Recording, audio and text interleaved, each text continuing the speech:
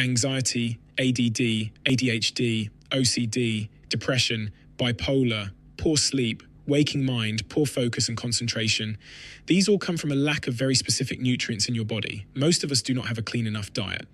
Magic happens in the human body when you give it the raw material it needs to do its job. We put all kinds of nutrients, vitamins, minerals, amino acids into the human body, and the human body takes them and converts them into usable form. If you can't make this conversion, you have a deficiency, and it is this deficiency that is robbing us from being in a state of optimization.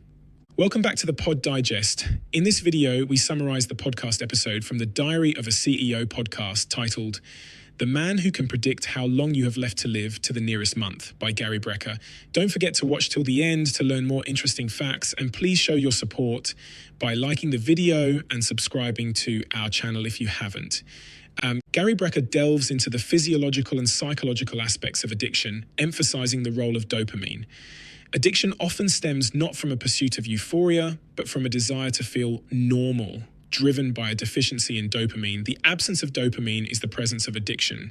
You can cure the physical addiction, but the dopamine deficiency drives the behavior. Even healthy addictions, like those seen in highly competitive athletes, stem from a similar psychological drive. The passion for achieving one's goals needs to be stronger than the temptations of addiction. The presence of oxygen is the absence of disease. People do not realize the power of something that is so accessible, free, and so easy to do. They want things to be more complicated, but it's not. All of the elevated emotional states, such as passion, elation, joy, arousal, libido, hell yeah, I won the lottery, emotions, have one thing in common. They have oxygen as a part of their molecular structure. This is why no human being has ever woken out of a deep sleep, laughing, because you don't have the oxidative state to experience laughter, but you can wake up angry, because anger doesn't require oxygen. Anger, despair, jealousy, and resentment are not only low-frequency emotions, but they're low oxidative emotions. So they don't require an elevated oxidative state. Very often people have a hard time maintaining elevated emotional states. Physiology drags them into the state where it most comfortably exists. So now it is harder to push yourself into these elevated states. One of the ways to get there is drugs and alcohol. You go watch a movie because it plays with your emotions in a way that we find pleasurable. You play a video game because it plays with your neurological state. And Gary proposes that addressing deficiencies through targeted supplementation based on genetic testing can lead to substantial improvements in health and cognitive function. Your genes never change, so you only have to do the test once. You can then begin to supplement for deficiency instead of just for the sake of supplementing. The difference between over-supplementation with water-soluble vitamins and fat-soluble vitamins is night and day. And vitamin A, D, E, K are fat-soluble vitamins that you want to take with food. Excess of those can accumulate in tissues. As for the water-soluble vitamins, the body actually gets rid of those very easily through urine. Discipline is a cornerstone for achieving success and overcoming physiological deficiencies that hinder personal growth. Develop a disciplined morning routine. There are 4 basic things Gary suggests doing every morning: waking with the sun, as morning light is good for you, doing breath work, walking bare feet on the ground, and controlling blood sugar. The Bible should say sugar is the root of all evil. Another important fact is the benefit of cold water baths comes from cold shock protein. Cold shock proteins are reserved proteins in the liver. They are dumped into the bloodstream in an effort to save your life when you put yourself in cold water.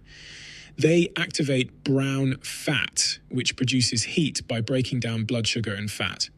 So to begin with, set very small, short-term, achievable goals for yourself. Just like telling yourself you're going to go to bed at 10 o'clock. Learn to trust yourself before you actually can gain the discipline. If you have desire, then you can actually develop the discipline. Discipline is more important than motivation, because motivation kind of comes and goes. People wait to get motivated to work out rather than the discipline to work out. Psychology is built on top of biology. A lot of people lie. They don't fake anxiety. They fake being okay. Most people don't fake depression. They fake being okay. People that have ADD or ADHD don't lack the ability to pay attention. In the human mind, we don't just create thoughts, we also disregard thoughts. We downregulate thoughts, or else you'd always be in the same mood or always think the same thing. So if that process is too fast or too slow, then you can hold on to things for a prolonged period of time. People with attention deficit disorder have a slow breakdown of these neurotransmitters that allows thoughts to pile on top of thought. That's why the mind gets clouded. It's not that they can't pay attention, it's that they can't pay attention to so many things. If you give equal priority to all of the tasks that come into your mind, from a physiological standpoint, you're saying, I lack the ability to set priorities internally, so I use external priorities to set them. Many people report working best under high pressure, attributing this to a clarifying effect that high stakes have on their ability to concentrate and prioritize tasks. This is how most people go through life because they don't have that proper balance of neurotransmitters either in the supply or the demand. So now equal weight gets given to every single thought and they're labeled ADD or ADHD.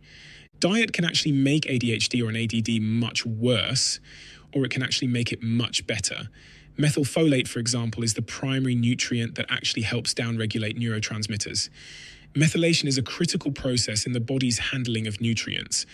The conversation touches on the broader implications of how modern life, with its numerous safety nets and comforts, may contribute to a lack of clarity and purpose for many. Go to bed around the same time within an hour of your scheduled bedtime. Interacting with Instagram is very stimulating to your brain, while reading is very calming for your brain. Everything that you perceive about energy is nothing more than oxygen in your blood. Digestion is a very blood-intensive, oxygen-intensive process. If you eat foods with high glycemic index, which raise your blood sugar quickly, more oxygen is needed to digest them. This causes you to get tired as the oxygen is diverted from your brain to the gut. When you're low on energy, what you're really saying is, I'm low on oxygen. Being low on oxygen is being low on red blood cells and hemoglobin. Red blood cells are made in the bone marrow. To get the bone marrow to produce more red blood cells, you go to the boss of the bone marrow, which is the hormone testosterone. The primary role of testosterone in men and women is erythropoiesis, to put pressure on the bone marrow to create new red blood cells. This is why very often when men start hormone therapy, testosterone injections, they have to do regular blood donations because the bone marrow spits out so many red blood cells that the blood begins to thicken. Nutrient deficiencies drive deficiencies in hormones. Deficiencies in hormone drive deficiencies in bone marrow production of red blood cells and hemoglobin, which drives deficiencies in oxygen and essentially leads to the deficiency in energy. The consequence of that is very poor sleep, poor energy, poor focus and concentration, poor short-term recall, weight gain, a very poor response to exercise and slow recovery. These are not diseases, these are very easy to fix nutrient deficiencies. Compromised immune system because of a compromised nutrient deficiency would lead to getting repeated viral infections, and now you're taking either repeated antivirals or repeated antibiotics, which is now destroying the gut. If you want to talk about a pandemic in the US, we have a pandemic of medicating organs for crimes that they didn't commit. We have a system that has a pill for every illness. We're not looking for root cause analysis. We are addressing the symptom rather than the cause. Medications are just so dramatically overused because we have lost faith in the body's ability to heal itself. Take folic acid. The thing about folic acid is that it is entirely man-made. Folic acid is not found anywhere on the surface of the earth naturally. Yet we give folic acid to pregnant women because we tell them that folic acid prevents neural tube defects. Well, that's patently false. Folic acid doesn't prevent anything. Folic acid undergoes conversions to eventually become methylfolate that prevents a neural tube defect. Well, what if the woman has MTHFR gene mutation and you give her folic acid, the man-made version of folate, and she can't convert it into methylfolate? This is where postpartum depression develops. If you give a woman that can't methylate folic acid, then she goes nuts, and then eventually the pregnancy ends, the depression goes away, and so she blames it on the pregnancy, not on the vitamin. We do this over and over again. We try to synthesize what occurs naturally in nature. A lot of times the supplements that we're taking are causing more harm than good. Why would anyone think that something that we make in a laboratory that's entirely synthetic, that isn't natural, that isn't found anywhere on the surface of the earth, could ever be required for optimal health? One of the worst things that happened to us was genetically modified foods. Some of the nutritional content that we find in genetically modified foods is just the macros. But when you actually look at the absorption rate of the macros, it's virtually zero. Eating is not about just being full, it's about being able to have bioavailable nutrients.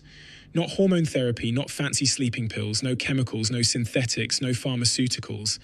Just the deficiency that was missing from the body that was causing it to not behave optimally. Thank you for watching. Please don't forget to like, share, and subscribe.